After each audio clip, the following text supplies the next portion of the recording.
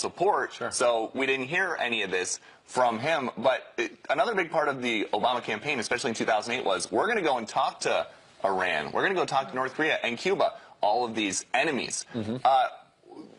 Look what he does. You know, when you're spending that much time with the enemies, what about our friends? And if you're Israel, you know, with friends like us, who needs enemies? Right. Because, man, they're by themselves at least for another couple weeks. Right. Well, and remember that scene at the Democratic Convention? I was there in Charlotte in 2012 about the fight over language and the platform about whether or not to move the U.S. Embassy in Israel. We've got it. All those delegates opposed say no. In the opinion of the chair, 2/3 have voted in the affirmative. The motion is adopted, and the platform has been amended as shown on the screen.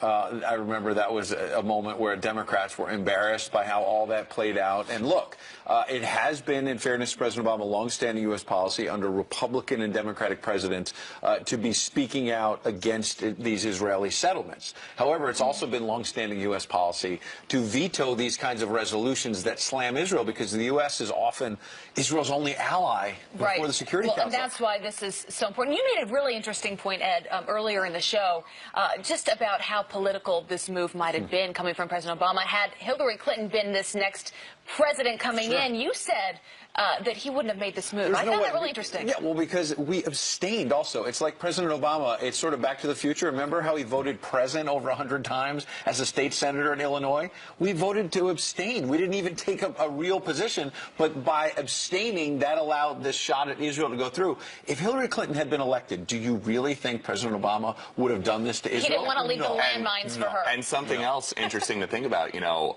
President Obama and President-elect Trump are apparently talking on the phone all the time when stuff pops up.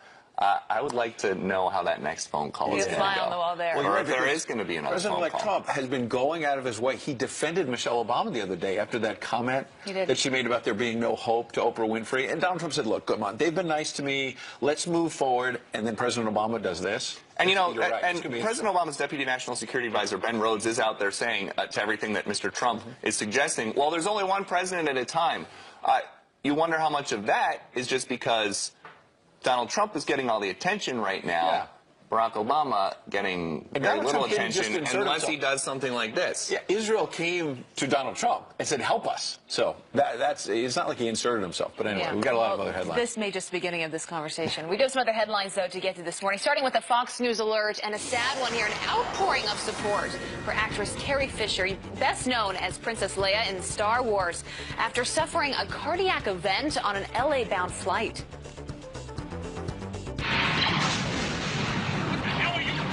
Somebody has to save our skins. Fisher's family saying that the 60-year-old star is in intensive care at an LA hospital. Friends and co-stars, they're reacting to the sad news. Director Kevin Smith, who has worked with Fisher, tweeting this: I don't pray much anymore, but I'm praying for you right now, Carrie Fisher. Please pull through. Hoping the best for her. And then there's this, a homegrown terrorist arrested after pledging his support to ISIS. Derek Thompson, you can see him there, reportedly trying to buy a gun and even discussing plans to carrying out a lone wolf attack in Arizona. Phoenix authorities saying they've been watching 30-year-old Thompson for over 2 years now, and documents show he even researched midnight mass and which guns were most powerful.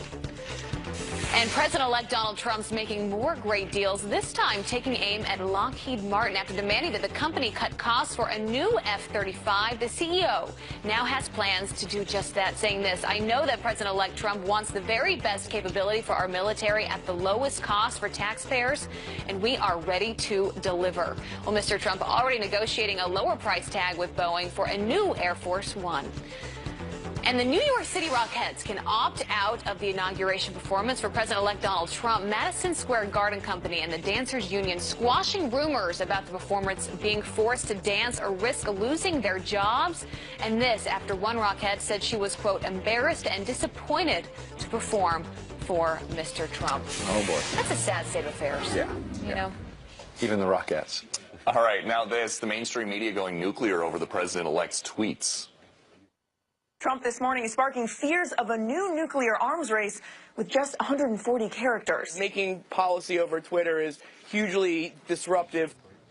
But Lieutenant Colonel Ralph Peters says the media needs to relax. He's on deck. Plus, elect Donald Trump has a newly minted press secretary, Sean Spicer, who's already delivering his boss's message to the world. I think countries need to know that under a Donald Trump presidency, business as usual is over. He's going to act. He's going to protect America. And if they increase their nuclear capability, America will act. And speaking of business as usual, the president-elect didn't just buck nuclear policy. He also called out Lockheed Martin earlier this week over the, quote, tremendous cost of the F-35 fighter jet program. And the company is now responding, promising to lower the cost. Joining us now to react is Brad Thomas, editor of the Forbes Real Estate Investor. He's also the author of The Trump Factor, Unlocking the Secrets Behind the Trump Empire. So first, good morning and Merry Christmas, and thanks for coming in. Let's talk big picture about what is the Trump Factor. What is it about his negotiating style that seems to be working early on? Sure. Well, first off, let's remember, Donald Trump was a developer. He's the first president of the United States who has ran on a business ticket. So his experience as a real estate developer really boils down to one thing. He's learned how to value engineer his real estate empire, his multi-billion-dollar empire, into very high-quality properties throughout the world. So it really, again, boils down to how he's been able to value engineer his real estate portfolio and taking that skill set, that DNA, over to the White House. Now, you say great negotiating style. On the other hand, isn't some of this kind of obvious, and just other presidents in both parties maybe have not pushed hard enough? Because in the case of Lockheed Martin, they're now saying, oh, we want to, save taxpayer money. We're going to make sure costs are held down. Isn't that what they've supposed to have been doing all along? They were just spending the taxpayers' money, our viewers, their hard work, their hard-earned tax money, just frivolously spending it. And now Donald Trump is finally saying, wait a second, rein it in. Sure, Donald Trump's a tough negotiator. He knows how to manage risk. I mean, this guy has gone through decades of risk management in the investing world. Now translate that over to politics today, and how he's been able to go through and cut costs for everything. I mean, I think we're starting to see that now with Boeing was a good example. And you're going to see exactly, and you see company after company after company. So Donald Trump will go and look at every line item and every cost. And we've never seen a president who's done that. I mean, this is the first. Right. But let's look at another tweet on nuclear issues. He wrote, the United States must greatly strengthen and expand its nuclear capability until such time as the world comes to its senses regarding nukes.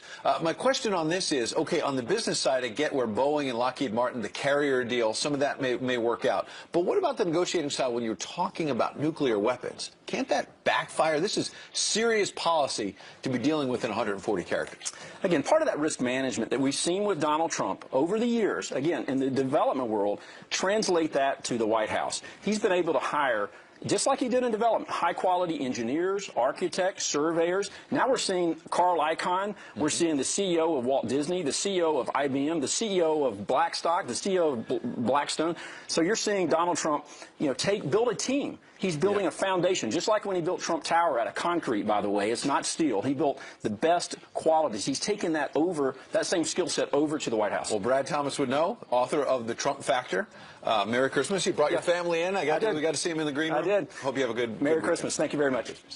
Meanwhile, one school named after a president just made a head-scratching Sign of letting up. 77% view the country as a dysfunctional family, while only 18% see it as a tight-knit family. So how do you handle the tension during Christmas time? The author of Disconnected, psychotherapist Tom Kersting joins us at the table right now. Merry Christmas Eve, sir. Merry Christmas Eve to you guys. Thanks for having me. Let's start with, a lot of people are going to be taking flights today and tomorrow and the week to come. How do you avoid what happened to Ivanka Trump? What are your thoughts on that? Well, I think you have to have some personal regulation as a human being, okay? So like the individual. That's a good point. Right? This individual that was on this flight, I mean, it's unbelievable that somebody would do that to. And he was holding his own child. Yeah, but and not even showing civility to his own children. But here's what I take of it. All right, so you don't hear anything coming out of Ivanka Trump's mouth about this. All right, she's not out there throwing out a tweet storm, and that represents the kind of person that she is. A person that has emotional regulation, that has self-control. I think it's a reflection of her dad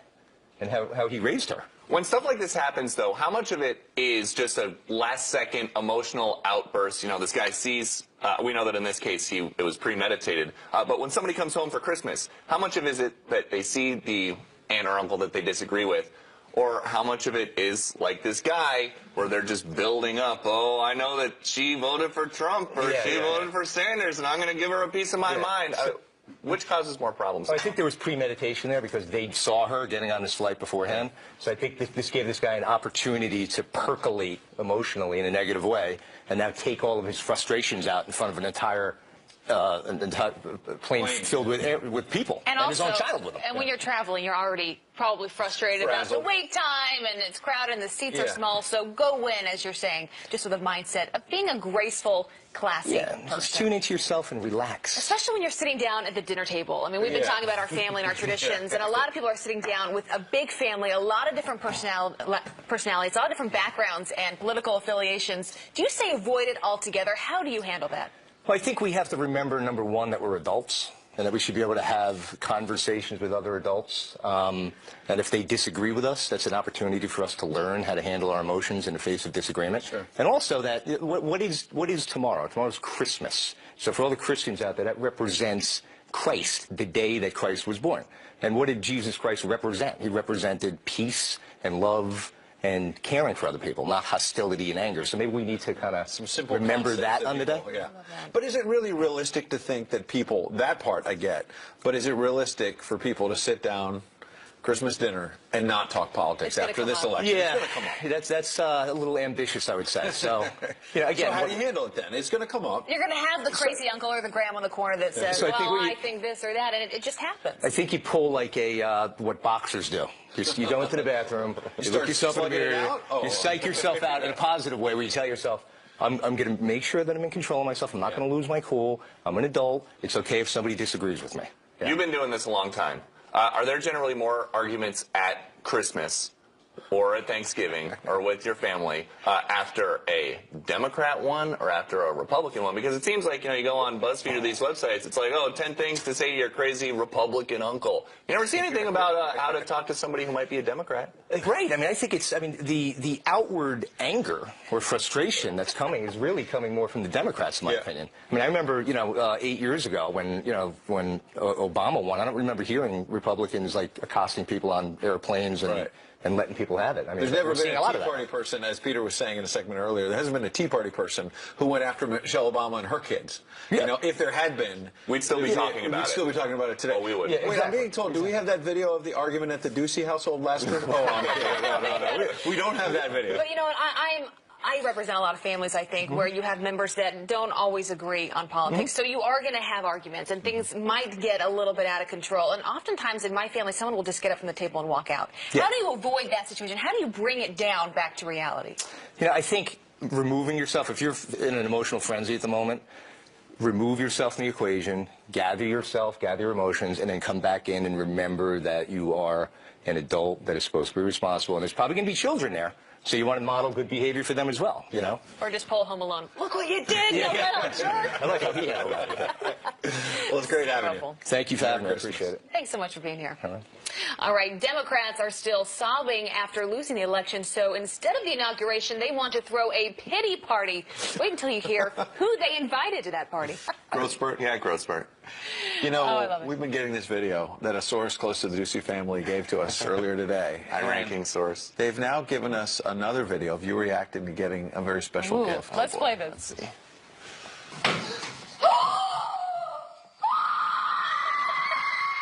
This is, you know what's so funny is he did the same thing this morning when he walked in to go to Hair and Megway. He was so excited to host Fox and Friends this morning. It's like a scene from Home Alone. It's like, so good. No, in Home Alone, the guy was always screaming because he was scared. I scream like that when I'm happy. What did you get, a bicycle? What was it? I don't know. You don't even remember? It was something probably that I still use today. Well, we're going to have to ask your dad. I mean, we're going to have to ask the source who gave us the video. But that reaction is so raw and so We've been real. asking our viewers who want you to engage as well. What are some of your great traditions? Sherry emailed, we always eat pizza for Christmas dinner. It started when our children were very young, and I didn't want to be stuck in the kitchen cooking all morning, missing all the fun.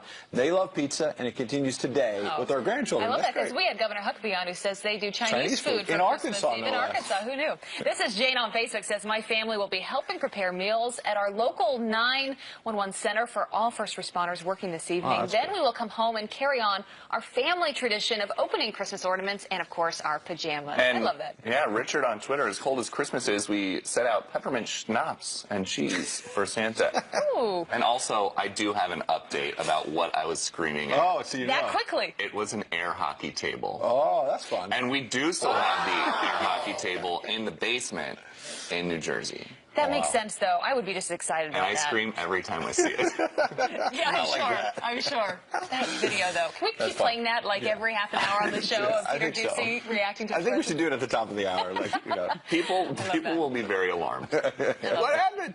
This is great. All right, well, we do have some other headlines to get to this morning, and this one is a Fox News alert. We'll start with this. ISIS calling on its followers to attack churches as millions of Americans prepare to head out to Christmas Mass. Federal authorities on alert after pro-ISIS websites publishing a list of churches and pastors in the United States. Father Jonathan Morris addressed the concerns that the priests faced earlier on this show. Here's what he said. You're a target. You know, you're a target for people who are maybe crazed, but you're also a target, in this case, of people who say we have an ideology of hate, and it has to do with our, quote, religious beliefs. Officials saying there are no credible threats, but sent the warning out of abundance. Yeah, well, all right. It's not an air hockey table. That's true. It's not as cool. We're going to keep playing that throughout the entire show. I love it. Rick Reitenmuth is outside with the weather update. Rick, yeah, and then one of those bags was taken right to the IRS. Right. One goes away. Sorry. So sorry. All right, guys, let's talk a little weather. It is not that bad of a day, really.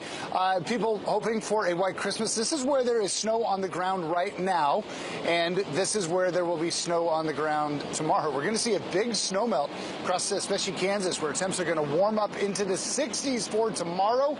North of that, it's still a little bit colder, and we're going to see some snow across the mountains of Arizona and in towards Nevada as well. Here's your forecast for the day today. Pick out your city. We'll put the map in motion and see how this goes. We have this one storm moving through, bringing some rain. We'll clear up by the end of the day.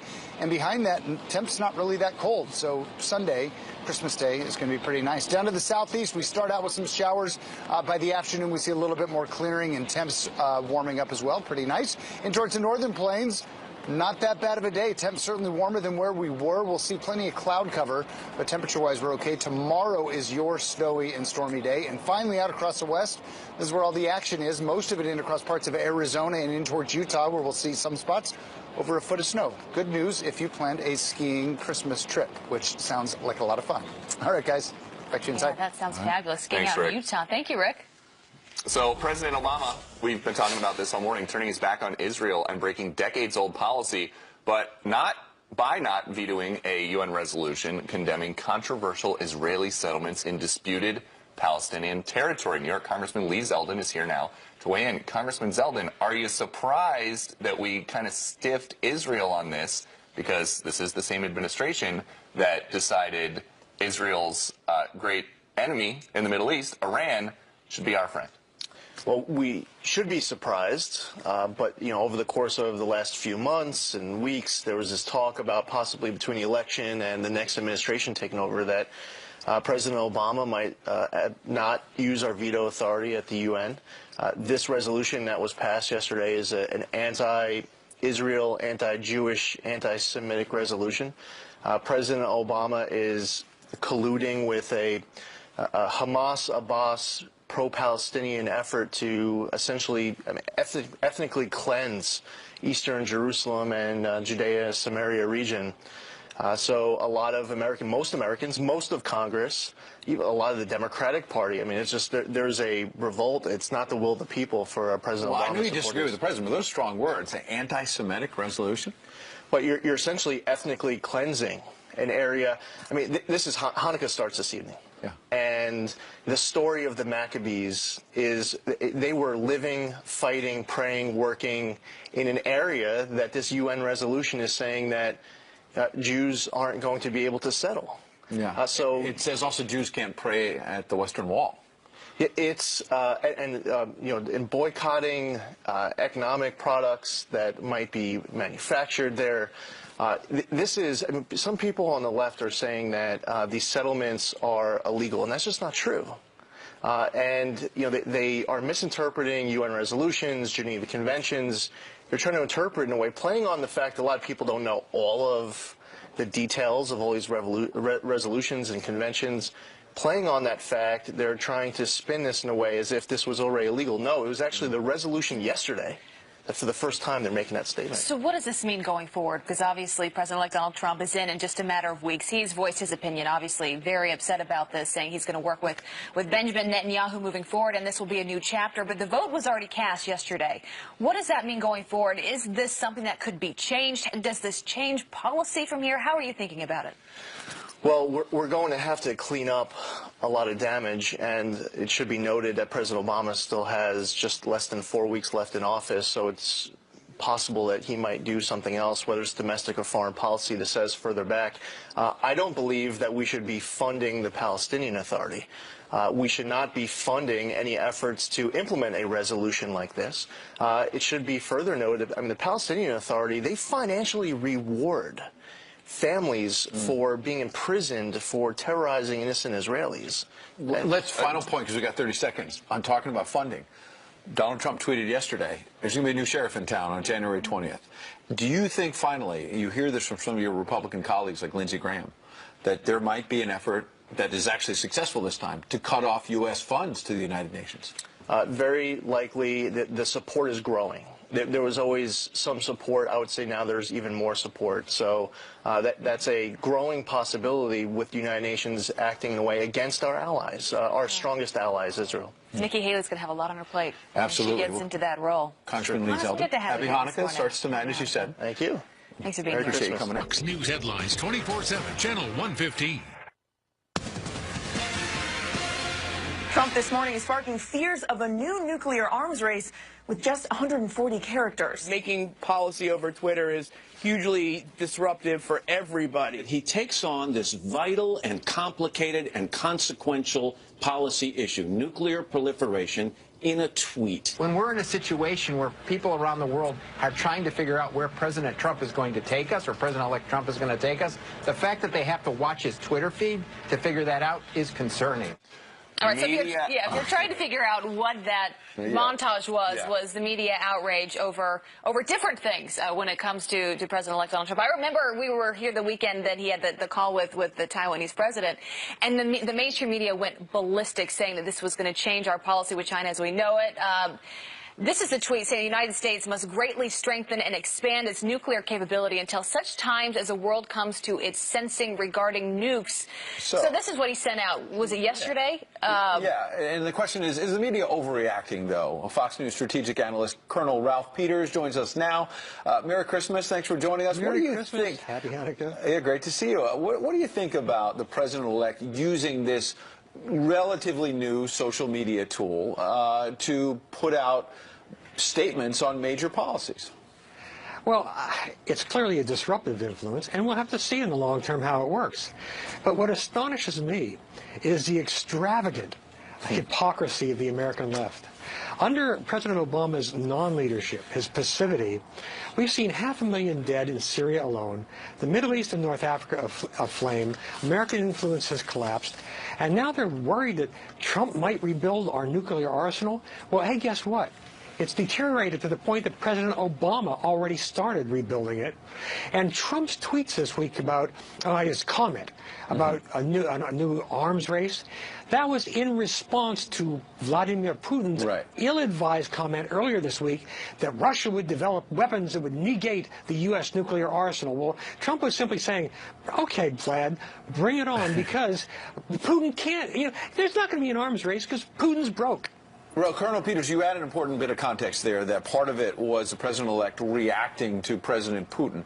However, when you say that President-elect Trump is only talking about rebuilding the nuclear arsenal, didn't he go further, though, by saying expand our capabilities? Isn't that what alarmed people? Well, I think, what does expand mean? I hate to go Clinton on you. If you're expanding the capabilities of individual systems, that's modernization. If you're expanding numbers of nuke warheads, that's something different. But we're not going to do that. We don't need to do that. Russia's not going to do that. Look, we've been putting patches on the elbows and sleeves of our nuclear systems, our nuclear triad, for more than a generation. Now it's time for a new outfit. And there's just no, I mean, again, even Obama recognized that we need to modernize our nukes, because the paradox is that as monstrous as nuclear weapons are, they have kept the peace in Europe and the world for almost for more than 2 generations, and the more terrible they are, the less likely they are to be used. Colonel So the Peters, left will never deal with that. Colonel Peters, you did mention the disruptive nature of these Trump tweets. Is it really such a bad thing if America's adversaries don't know what we're going to do? And also, isn't that something that Trump said constantly during the campaign? I don't want anybody to know what I'm going to do. Well, certainly an element of uncertainty on the part of our adversaries is good. I don't like the uncertainty on the part of our allies. That's something the Trump team needs to work on. We need to make sure that everyone in NATO knows that we support NATO. Everyone in the free world needs to know that we support freedom.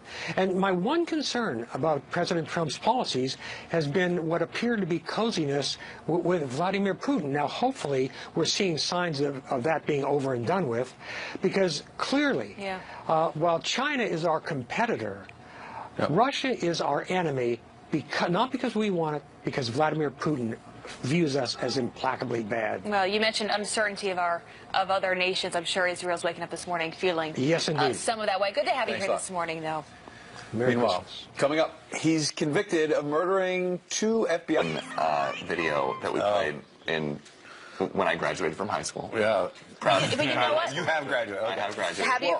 That's good to know. But, you know, we talk about family traditions, and I think one that so many people can relate to is running down the stairs or running out to see what Santa got. And you wait as a child in your pajamas, and then the moment that your parents give the green light, I mean, it's just... Well, we've been asking our viewers, and they've been engaging on this on social media, and Jim emails, I have a really big family. We all converge on the weekend in Alton, Illinois for a huge family gathering. We have a big dinner, and then we have a family talent show. That's a great idea. The I love Obamas that. do that in Hawaii. That's a great idea. And Greg emailed us this one. In the Rowe household, we hide a pickle ornament in the tree, and our adult children search for that pickle. The one who finds it gets an additional gift. John tweeted us to say each ornament has a story written on the box that we read to the kids as that ornament is put on the tree. How fun is that? You've got to have traditions.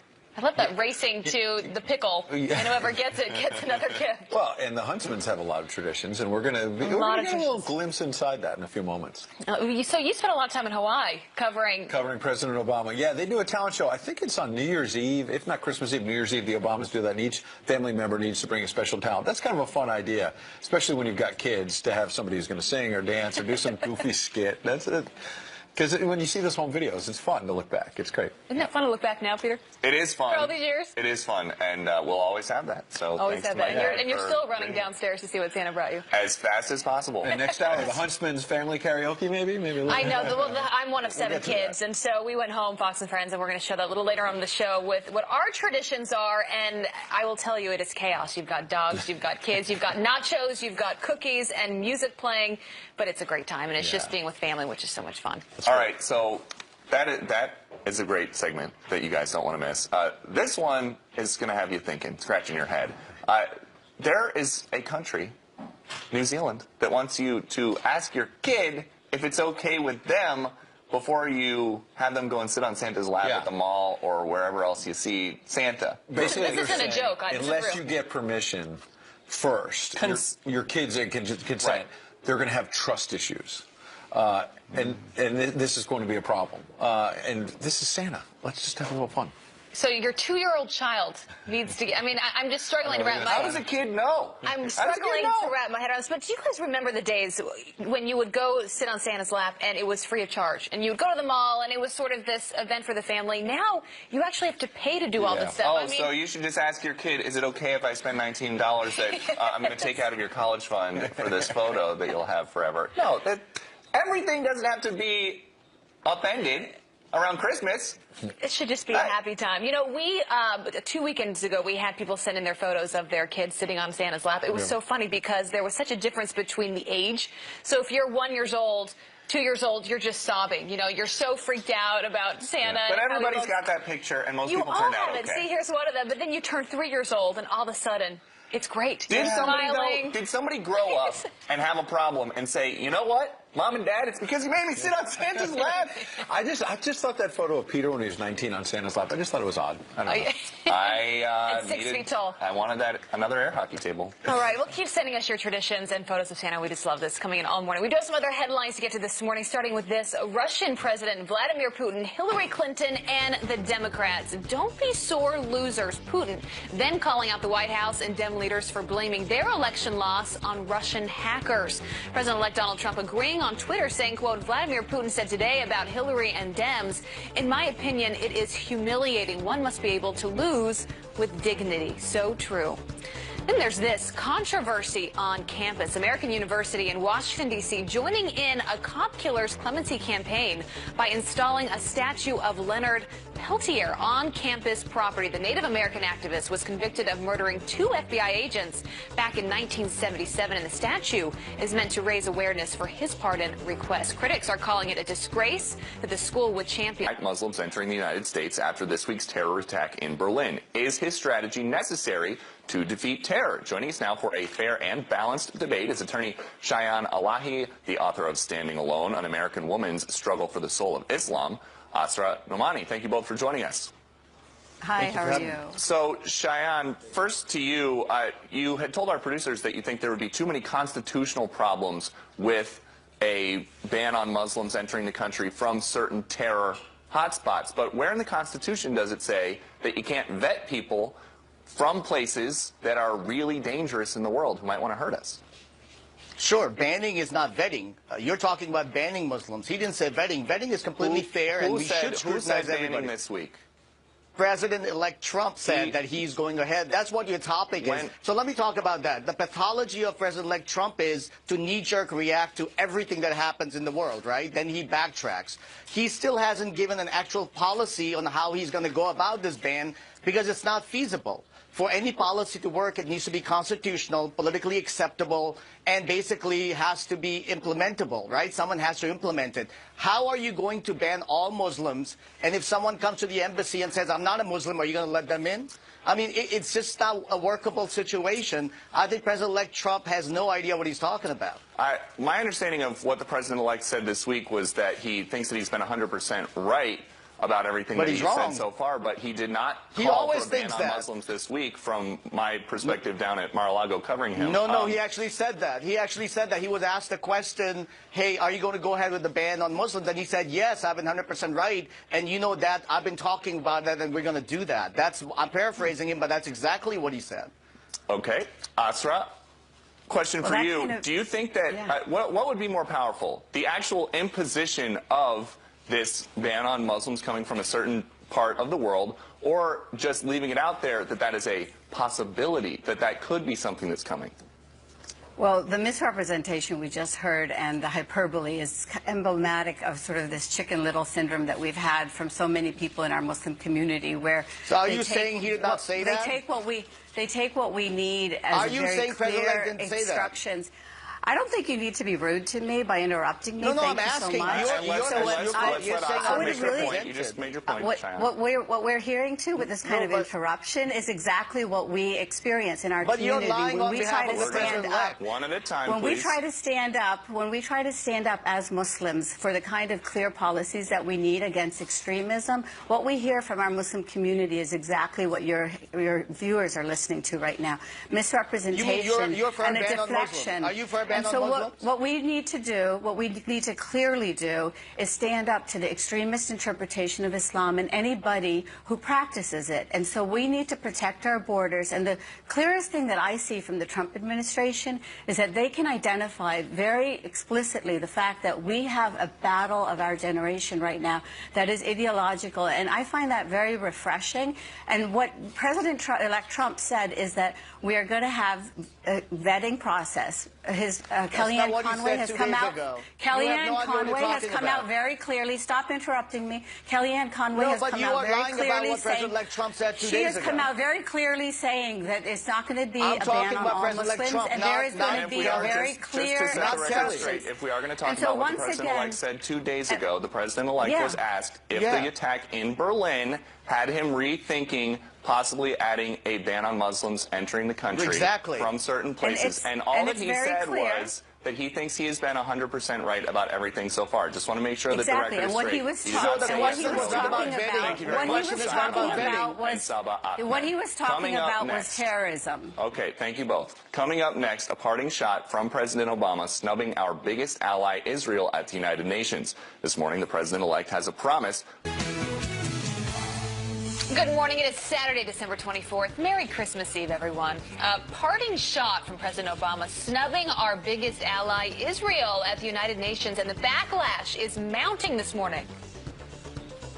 And I am just beyond in a seething rage over what this administration has done in its last days.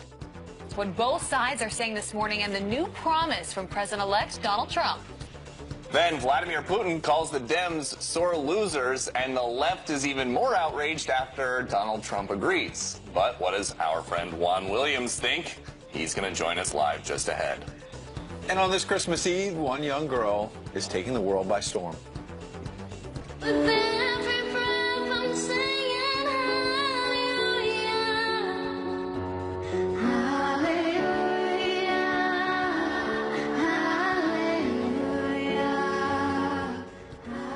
Hallelujah indeed. But that's not all. The incredible story behind this powerful performer. Because Christmas Eve is better with friends.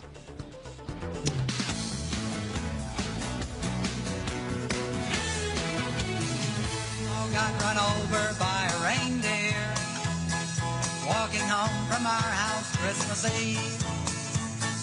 You can say there's no such thing as Santa. All right, we apologize because now that we're playing this first thing this morning, it's going to be stuck in your head all day long. I am not apologizing for that. We love the song, but later on in the show, we have Dr. Elmo on, who originally sang this song, and he sings it live here in our studio in all the Christmas spirit. We've got Santa Claus, we've got Dr. Elmo. It's a big show today. We've got Peter Doocy's home Christmas videos. And I went home with my family as well that we're going to play this hour. So everyone is sending in their Christmas traditions, things that are unique and fun to them. So keep sending us what you all do that's unique to you. We haven't even heard from you. What do you do that's unique? You know, I'm going to have a photo of me getting a little Superman thing for Christmas as a kid. I don't even know. I was like 7. So that you got to stay tuned for that. Okay, that's a tease. Okay, that is a tease. I mean, I wasn't like screaming over a hockey thing or whatever, but. Look, when you're a kid and you want an air hockey table, and then you don't know how Santa got it around a very tight corner into the basement. Yeah. Well, your dad's pretty crafty. I mean, Santa's really crafty. What?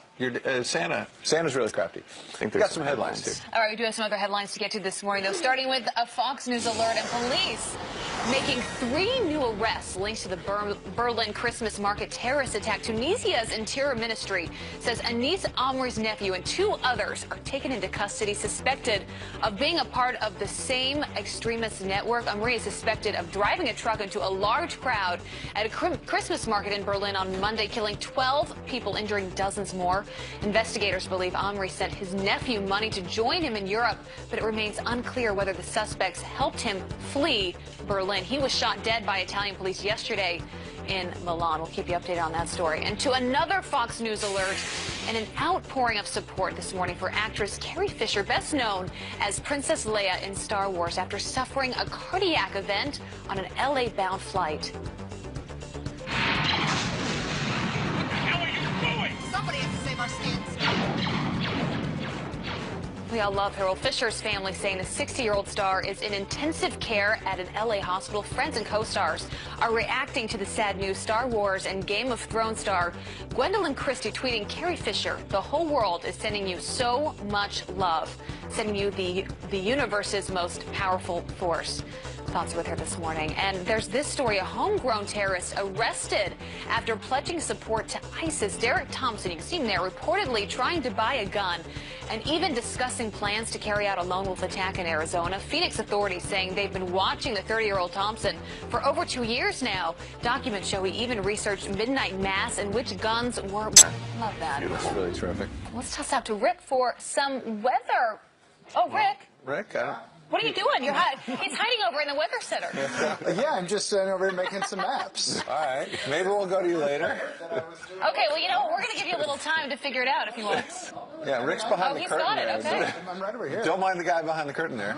Yeah. Wow. I had no idea. No big deal, buddy. You know what? People always want to know, Rick, behind the scenes of television. This is what it's like. So right behind this wall, right here, is where I'm just he was standing. I was like drinking something, eating some of that Santa's candy, and making a map. Reindeer crackle? Reindeer crack is what they called it. That might make sense now. All right, here you go. This big storm for tomorrow across the Central Plains. Snow across parts of the Dakotas. A blizzard warning in effect. I think we'll see winds maybe 40 to 50 miles an hour along with that snow. So whiteout conditions, dangerous. Heading to grandmother's house tomorrow. Some severe weather also across parts of the Central Plains, but really warm down across the south. In fact, not just the south. 62 for a high in Kansas City. Currently, you're 25, but get ready for this warm air to start moving up in there, and that's where we might even see that severe weather. Aside from that, for today, we've got some storms across parts of the Tennessee Valley. Those are not going to be that bad, though. They will be gone by this afternoon, and people can do some shopping. There you go. I'll go back around behind on the wall. fly, I gotta say. Thank you. I had no idea, but I give it the chocolate candy. Yeah, I'm full.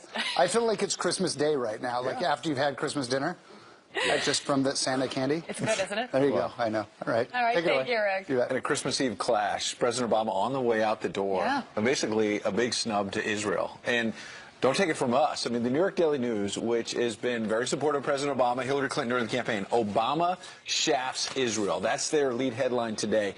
Before the UN, basically, this UN resolution that the U.S. could have vetoed, and it's been longstanding U.S. policy, Democratic and Republican presidents, that that Israel should stop the settlements. But it's also been longstanding U.S. policy, Democrats and Republicans, to make sure that you veto these resolutions, block these anti-Israel resolutions, which the U.S. could have easily done before the Security Council, but instead the U.S. abstained, allowing this to go forward. And among other things, it basically makes it illegal for Jews to pray at the Western Wall. And this is something that only President Obama had the power to veto or not to veto, and obviously he made that decision yesterday. People are up in arms today, including a number of Democrats, by the way, who are angry at this decision. We had Governor Mike Huckabee on this morning. He said this is basically President Obama giving the big middle finger as he's walking out the door. And Charles Krauthammer, who I always try to listen to in these events, and he was speaking last night. Here's what he said he said this is going to be a very tough thing to overturn. Let's take it. Oh, we don't have that sound, but he was just saying basically what President Obama did was throw out a bunch of landmines. They're going to be really tough for this incoming administration. Right. Because if Hillary Clinton had been elected, Peter, there's no way that President Obama would have snubbed Israel like this, because he'd want to set the table to have a new day between President-elect Hillary Clinton and Prime Minister Benjamin Netanyahu. Instead, he's a little stink bomb for Donald Trump. Well, but also, if a Democrat was in office, then they would remember, wait a second, there are a lot of Democrats that support Israel. We might need them 4 years from now when President Hillary Clinton would be up for re-election. But so you do wonder how much of this is just about making a mess for the next president, Donald Trump. But you got, and Donald Trump did tweet yesterday, as to the UN, things will be different after January 20th. But you've got Ben Rhodes, the White House Deputy National Security Advisor now. He's out there, and again, he is somebody who had to apologize to a lot of people for a New York Times, I believe it was a New York Times Magazine piece where he said, I set up this fake narrative, basically. But he set up a fake narrative about the Iran deal, which was something else that the Israelis were really steamed about. So listen to what he said about about Trump doing all this and how he thinks that it's not right because there should just be one president at a time. On the president-elect, the first thing I'd just say is that there's one president at a time. President Obama is the president of the United States until January 20th. And, we are taking this action, of course, as a U.S. policy. And as I also said, this has been long-standing bipartisan U.S. policy to oppose this type of settlement activity going forward. To talk about one president at a time, you wonder how much of that is just because the president-elect is getting all the attention for anything domestic. He's making deals with Carrier and Boeing and Lockheed. And then international, he tweets about the nuclear arsenal or about Russia, and all of a sudden everybody talks about that. Nobody has any idea what the president is doing unless he breaks decades of diplomatic protocol. And the other thing that is so surprising is that this